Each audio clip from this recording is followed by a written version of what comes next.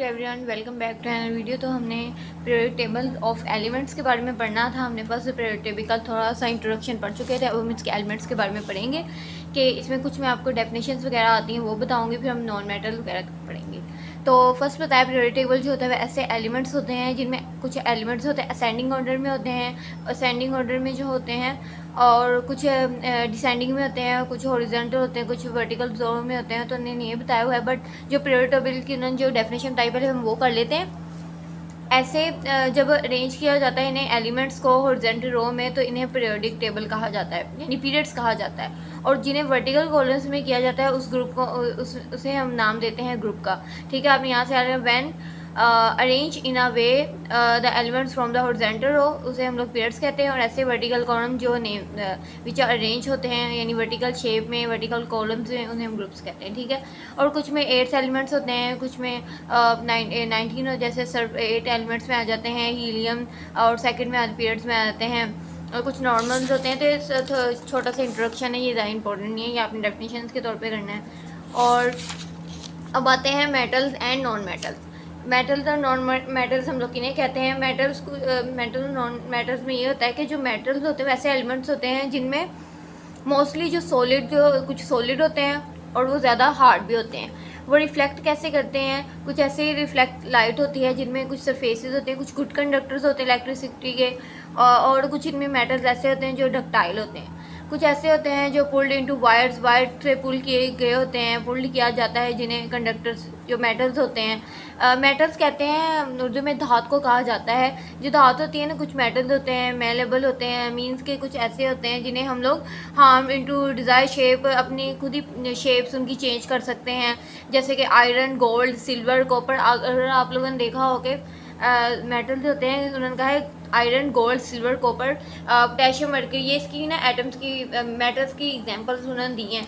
तो इनमें जो हैं ये यूज़ होते हैं।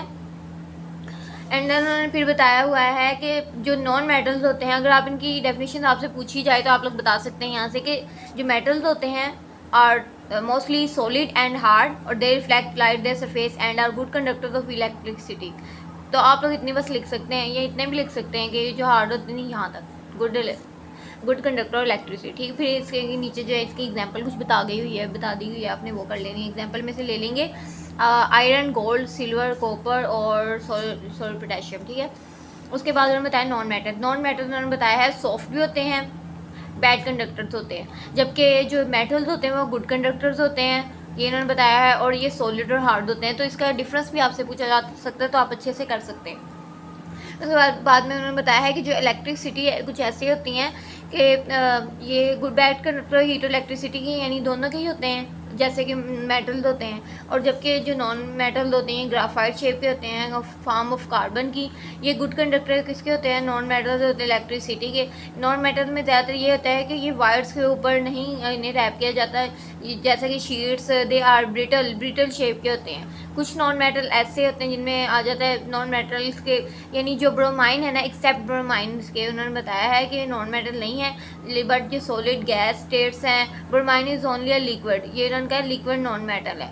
कुछ उसके जो नीचे एग्जांपल दिए कार्बन, सल्फर, मीन्स के जो मेटल्स और नॉन मेटल्स का नहीं बताया। जो मेटल्स होते हैं वो सॉलिड और हार्ड होते हैं, नॉन मेटल्स होते हैं सॉफ्ट एंड बैड होते हैं। और जो नॉन मेटल्स होते हैं वो गुड कंडक्टर होते हैं, जबकि नॉन मेटल्स होते हैं बैड कंडक्टर्स होते हैं। और उसके बाद एग्जांपल आपने इनकी कर लेनी है, आपने इनके ये बता दें कैसे कंडक्टर होते हैं और इनमें कौन कौन सी एग्जांपल्स होती हैं। ठीक है, उसके बाद हम इसकी प्रॉपर्टीज़ करेंगे, इसकी प्रॉपर्टीज़ क्या होती हैं। सो फर्स्ट अगर आप लोग देखें तो इसकी प्रॉपर्टी बताई गई है, property and uses of metal. तो फर्स्ट प्रॉपर्टीज़ की स्टेट आती है मेटल की, हार्डनेस आती है, लस्टर आती है, कंडक्टेंस आती है, और मेलेबिलिटी और एंड डक्टाइलिटी। तो फर्स्ट इसकी हम स्टेट जो इसकी पढ़ने वाली है वो है स्टेट है मोस्ट ऑफ द मेटल्स में ज़्यादा जो मेटल्स होते हैं ना, उन्होंने कहा है वो कहाँ ज़्यादा पाए जाते हैं? वो सॉलिड स्टेट में होते हैं। रूम टेम्परेचर उनका जो होता है ना, वो सॉलिड स्टेट की फॉर्म यानी फॉर्म में पाए जाते हैं। और रूम टेम्परेचर भी उनका होता है। जो मरकरी होता है उसका जो सिंबल Ag है, ये ज़्यादातर जो ओनली ये नॉन सिर्फ मेटल में ही एग्जिस्ट करता है। इसकी जो स्टेट होती है वो लिक्विड होती है, और ये फिल्ड बबल से हुआ होता है। ये थर्मोमीटर्स टू मेजर टेम्परेचर, ये इस टाइप का होता है मरकरी। जो हम लोग फीवर वगैरह चेक करते हैं, यानी बॉडी का टेम्परेचर चेक किया जाता है, ये भी मेटल के एक स्टेट में आ जाता है। उसके बाद है प्रॉपर्टी में आ जाता है उसके हार्डनेस, यानी मेटल किस टाइप की उनकी हार्डनेस में आते हैं। तो हार्ड सॉलिड होते हैं। इनकी प्रॉपर्टी जैसे आयरन, ये हम लोग यूज़ टू मेक स्टील बनाने के, रेलवे ट्रैक्स के जो रेलवे ट्रैक्स के नीचे दिखाए हुए हैं जो हम बनाते हैं उसमें भी मेटल जो है वो यूज़ होते हैं। जो मेटल ज़्यादातर होते हैं अगर आप लोग देखें तो उसमें मैग्नेट अगर किसी भी चीज़ में लगा तो मेटल जो है उससे ज़्यादा अपनी तरफ अट्रैक्ट करेंगे मैग्नेट को।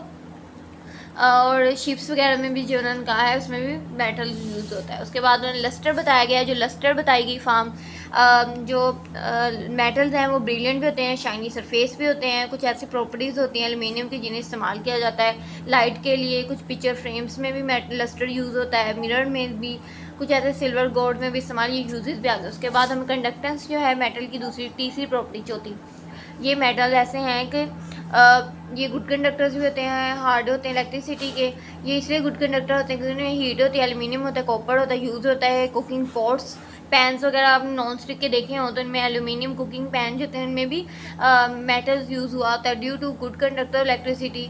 तो ये बने होते हैं, यानी ये इलेक्ट्रिसिटी की वायर, कॉपर इलेक्ट्रिक वायर्स में ऊपर जो लगा होता है ना इसमें, ये भी एक मेटल की प्रॉपर्टी है। उसके बाद मेलेबिलिटी और डक्टाइलिटी, ज़्यादातर रंग का जो मेटल्स होते हैं मेलेबिलिटी डक्टाइल होते हैं। कुछ इनकी प्रॉपर्टीज़ ऐसी होती है इस्तेमाल किए जाते हैं शीट्स में, स्प्रिंग्स में, डिज़ायर्ड इनकी शेप्स होती हैं, तो उसके बारे में इन्होंने बता दिया। सेकंड हम लोग देखेंगे कि जो इनका मेल्टिंग और बॉइलिंग पॉइंट्स कैसा होता है मेटल का।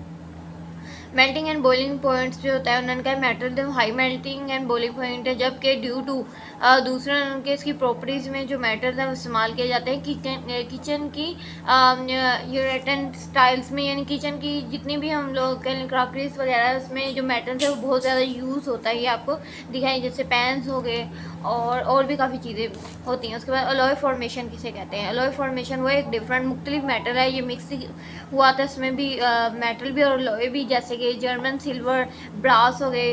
अलॉय क्रूजन रेजिस्टेंट हैवी, इनके अंदर हाई स्ट्रेंथ होती है, ज़्यादा ताकतवर यानी होते हैं, स्ट्रॉन्ग होते हैं, बेटर देन प्रॉपर्टी होती है। जर्मन सिल्वर जो होते हैं इनमें कॉपर होता है, जिंक होता है, निकल होता है, और ये इस्तेमाल होते हैं ज्वेलरी में, डेकोरेशन, कोई भी डेकोरेशन पीस कह लें उसमें, इसमें कॉपर, जिंक और पाइप्स वगैरह, नोजल, ज्वेलरी, ये सब हर तरह की चीज़ में यूज़ होते हैं। ठीक है, सो ये था आज का लेक्चर। इसमें मेटल के बारे में, मेटल कैसा कंडक्टर होता है, इसकी प्रॉपर्टीज़ कैसी होती हैं, इसकी स्टेट कैसी होती है, ये हार्डनेस, कंडक्टनेस, लस्टर। सो अगर आपको मेरी वीडियो अच्छी लगी तो मेरी वीडियो को लाइक करें, शेयर करें। अगर मुझे फीडबैक अच्छा लगेगा तो मेरी वीडियो बनाने का भी मज़ा आएगा। So and keep storing, keep loving, lots of love and अल्लाह हाफ़िज़।